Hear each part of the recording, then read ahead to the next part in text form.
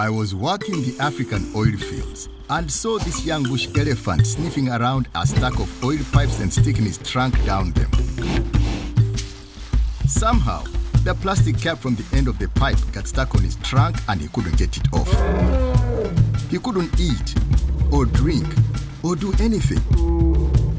We called up a wildlife expert, and this woman arrived with a trunk gun to put the elephant to sleep, so she would be able to sew the cap off. After only a few strokes, her blade breaks, and she started to panic because she didn't have any other tools. But I had my Leatherman and cut the cap off like it was nothing. After moving a safe distance away, the elephant came to, and we watched him happily rejoin his family.